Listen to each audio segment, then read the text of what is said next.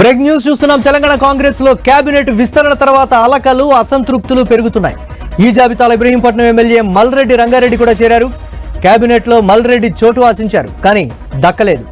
దీంతో తీవ్ర అసంతృప్తిలో ఉన్న మల్రెడ్డి 5 గంటలకు మీడియా ముందుకు వచ్చేందుకు సిద్ధమయ్యారు. విషయం తెలుసుకున్న కాంగ్రెస్ పెద్దలు AICC in charge Meenakshi Natarajan, TPCC chief Mahesh Goud phone చేసి వారించారు. దీంతో మల్రెడ్డి మీడియా సమావేశాన్ని వాయిదా వేశారు. కాసేపట్లో మహేష్ గౌడ్ సహా ఇతర నేతలు మల్రెడ్డి ఇంటికి వెళ్లి బుజ్జగించబోతున్నారు.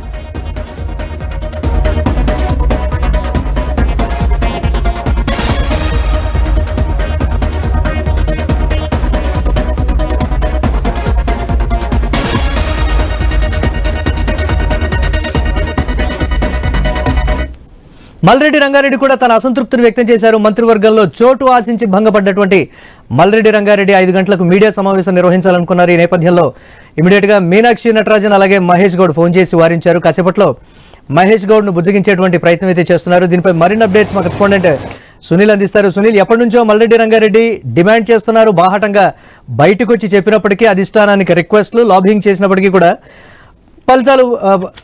ఫలితాలు దీనికి సంబంధించి ఆశించినంతగా రానటువంటి పరిస్థితి.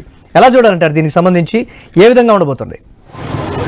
కాంగ్రెస్లో ఒకవైపు మంత్రివర్గ విస్తరణ, మరోవైపు ఇక మంత్రివర్గ పదవి ఆశించి భంగపడినటువంటి నేతలు ఇక వాళ్ళని బుజ్జగించే పనిలో ఉన్నారు.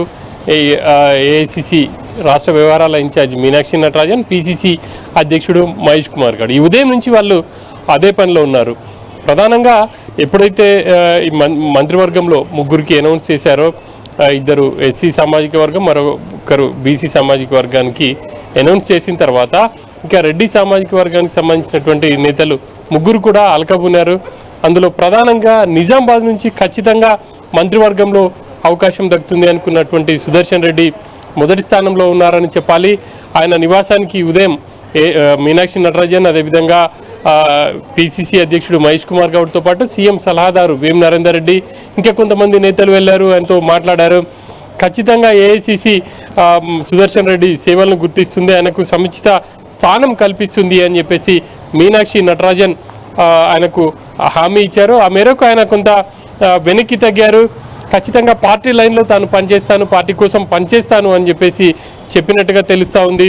సో ఇప్పుడు సుదర్శన్ రెడ్డి పార్టీ నుంచి బయటికి రావడం కానీ, ఆయన రాజీనామా చేయడం కానీ అటువంటివి ఏవి ఉండవని చెప్పేసి చెప్పుకోవచ్చు. ఇక మరొకరు కోమటిరెడ్డి రాజగోపాల్ రెడ్డి, ఆయన కూడా మంత్రివర్గంలో స్థానం కోసం తీవ్ర ప్రయత్నాలు చేశారు. ప్రస్తుతానికి ఆయన ఇంకా కూడా ఏఐసిసి ఇన్ఛార్జ్కి అందుబాటులో రానట్టుగా తెలుస్తూ ఉంది.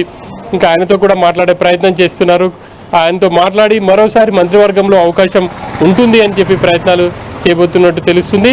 ఇక మరొక నేత, ఉమ్మడి రంగారెడ్డి జిల్లాకు చెందినటువంటి ఇబ్రహీంపట్నం ఎమ్మెల్యే మల్రెడ్డి రంగారెడ్డి, ఆయన మొదటి నుంచి కూడా ఒక డిమాండ్ అయితే పార్టీ ముందు పెట్టారు. ప్రధానంగా ఉమ్మడి రంగారెడ్డి జిల్లాలో క్యాబినెట్లో అవకాశం లేదు, సో ఖచ్చితంగా తనకు అవకాశం ఇవ్వాలి అని చెప్పేసి ఇటు పిసిసికి చెప్పారు, అదేవిధంగా సీఎం దృష్టికి తీసుకెళ్లారు. ఏఐసిసి నేతలను కూడా కలిసే ప్రయత్నం చేసి వాళ్లకు తను చెప్తూ వచ్చారు. కానీ ఏఐసిసి ఇప్పుడు ఉన్నటువంటి సమీకరణల నేపథ్యంలో రెడ్డి సామాజిక వర్గాన్ని కావచ్చు, ఓసీ సామాజిక వర్గాన్ని అందరినీ కూడా పక్కన పెట్టింది. ప్రధానంగా బీసీ సామాజిక వర్గానికి చెందినటువంటి వాకిటి శ్రీహరికి, అదేవిధంగా ఎస్సీ మాదిగ వర్గానికి సంబంధించినటువంటి అడ్లూరి లక్ష్మణ్, మాల సామాజిక వర్గానికి సంబంధించిన ఎమ్మెల్యే వివేక్కి అవకాశం కల్పించారు. ఈ ముగ్గురు నేతలకైతే ఇక ఈసారి క్యాబినెట్లో అవకాశం దక్కలేదు. ఇక రంగారెడ్డి, ఆయన ఎప్పుడైతే క్యాబినెట్కి సంబంధించి ముగ్గురు పేర్లు అనౌన్స్ చేశారో ఆయన తీవ్ర నిరాశలో ఉన్నారు. ఈ సాయంత్రం 5 గంటలకు మీడియా సమావేశం ఏర్పాటు చేస్తానని చెప్పేసి కూడా ప్రకటించారు. దాంట్లో అన్ని విషయాలు మాట్లాడతాను, ఇంతకుముందే హైకమాండ్ దృష్టి కూడా తీసుకెళ్లారు. ఒకవేళ బీసీ సామాజిక వర్గానికి మంత్రి పదవి ఇస్తే తాను రిజైన్ చేస్తాను, బీసీ అభ్యర్థిని పెట్టి గెలిపిస్తాను, ఖచ్చితంగా ఉమ్మడి రంగారెడ్డి జిల్లాకు మంత్రివర్గంలో ప్రాధాన్యత ఉండాల్సిందే అని చెప్పేసి ఆయన చెప్తూ వస్తున్నారు.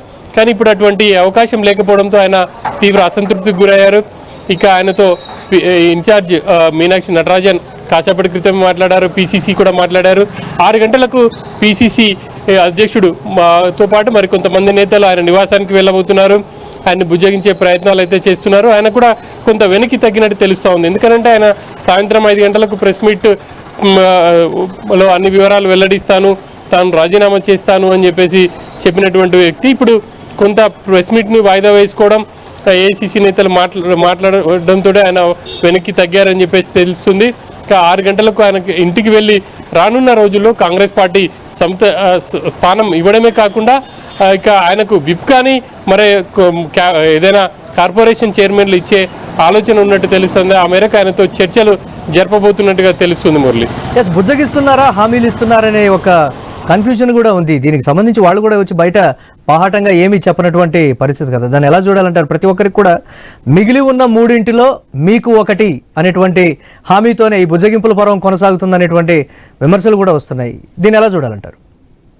ఒకవైపు బుజ్జగించడమే కావచ్చు, వాళ్ళకు హామీ ఇవ్వడం, 2 ప్రయత్నాలు చేస్తున్నారు. ఇప్పటికిప్పుడు వాళ్ళు బయటకు వచ్చి బాహాటంగా స్టేట్మెంట్ ఇవ్వకుండా ఉండడానికి తాము హామీ ఇస్తున్నాము అని చెప్పేసి ఏఐసిసి ఇన్ఛార్జ్ చెప్తున్నారు. ఖచ్చితంగా రానున్న రోజుల్లో ఏఐసిసి అందరినీ కూడా పరిగణలోకి తీసుకుంటుంది. పార్టీ కోసం పనిచేసినటువంటి వ్యక్తులను ఎవరు ఏంటి అనేది గుర్తింపు ఇస్తుంది, వాళ్ళకి పార్టీలో సముచిత స్థానం కల్పిస్తుంది అని చెప్పేసి వాళ్ళకైతే గుర్తు చేసే ప్రయత్నం అయితే చేస్తున్నారు. అందులో భాగంగానే ఈ బుజ్జగింపులను కూడా మనం చెప్పుకోవచ్చు. ఇక్కడ ఇంకొకటి కూడా వినిపిస్తుంది. కోమటిరెడ్డి రాజగోపాల్ రెడ్డి ఆయన పార్టీలోకి తీసుకునే అవకాశం ఉన్నట్టు ప్రచారం జరుగుతూ ఉంది. వర్కింగ్ ప్రెసిడెంట్ ఇస్తారని చెప్పేసి తెలుస్తుంది. మరి ఆ అంశానికి సంబంధించి కూడా ఆయనతో మాట్లాడే ఛాన్స్ ఉంది. మరి ఆయన ఒకవేళ